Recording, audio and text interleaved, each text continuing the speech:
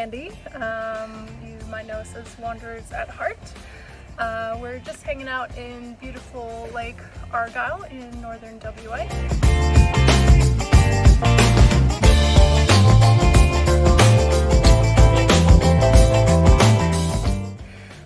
Normally we tend to stay behind the lens, but we have had a few people say that they kind of want to see a bit more of us, so we're giving this a little try. So it's just a short video to tell you a bit more about us and answer some of your questions. So just a little bit about us. Sandy is originally from Texas. I'm originally from the Sunshine Coast in Queensland. Before we started on this trip, we'd been living in Melbourne for 8 years. We loved it there, but we did start to feel like we were starting to get a little bit stuck in a rut, so we wanted to basically change something. So we bought a caravan and took off on this trip. So it's been 2 years now so far, and hopefully many more years to come.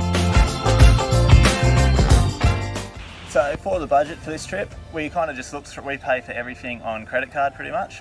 So we looked through the last couple of months of credit card statements to work out what our normal average spend was. We took out some of the things that we figured we wouldn't be doing as much, like we don't eat out as much as what we used to, but we also do spend more money on attractions than we used to, like diving with the whale sharks or other things like that as they come along.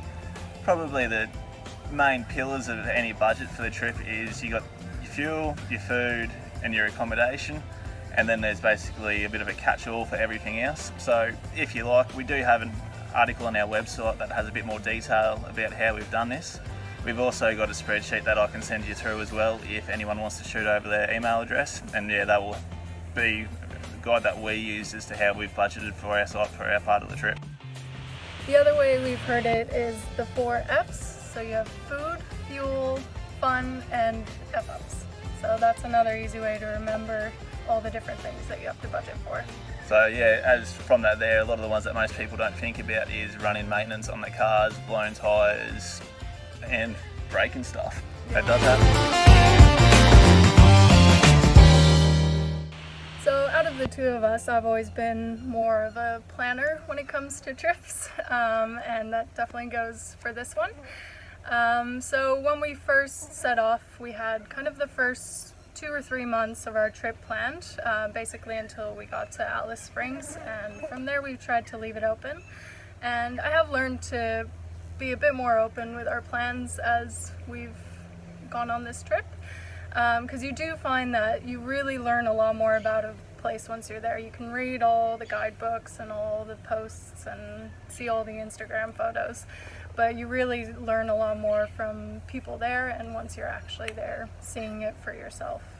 And it also helps too to have the flexibility as well. So we've gone a couple of 100k detours down because someone at the campsite beside us has mentioned something that we hadn't heard of, and so we've taken days out of the time sometimes to go do a detour to see a place that we hadn't heard of, and it turned out to be awesome. So it's good to have that flexibility to be able to adjust as you go.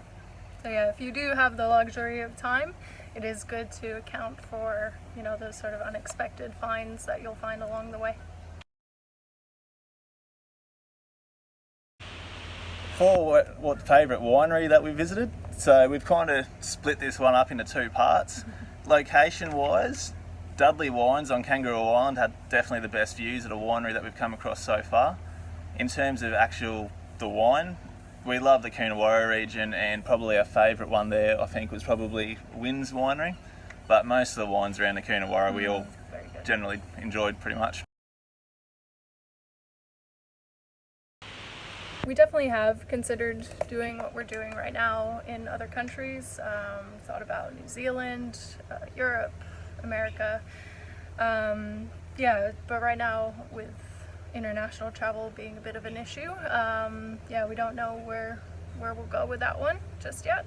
But yeah, we're really loving exploring Australia at this point, and we've done 2 years and only half of the country. Half, yeah, if that. Yeah. So we still have a lot to see here, but yeah, it's definitely something we're considering. We are generally pretty happy with our current setup, though we are very close to our weight limits as well, and I would love to have the car a bit more set up for camping trips, so just to have a bit more lights on it, a canopy or something on the back, just to give us a bit more usable space. That's probably the only real thing, I think. But yeah, generally we're pretty happy with how we've organised everything so far. So this is one we do get asked a lot, and ideally we'd have a dog with us, or several dogs with us on this trip. Probably the main issues are we just don't really have the space, and like Mark said, we're already pretty up there with our weight limits, so adding on a dog or two would definitely push us over. Also just limits you with your travel, so you can't have dogs in national parks, so that's was a big factor in our decision to not have a dog with us just yet. But once we feel that we've satisfactorily done the trip the way we're doing it right now, dog is the next thing we'll be getting.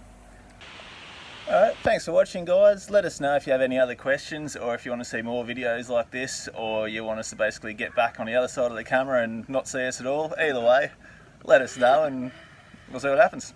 Cheers, guys. Bye.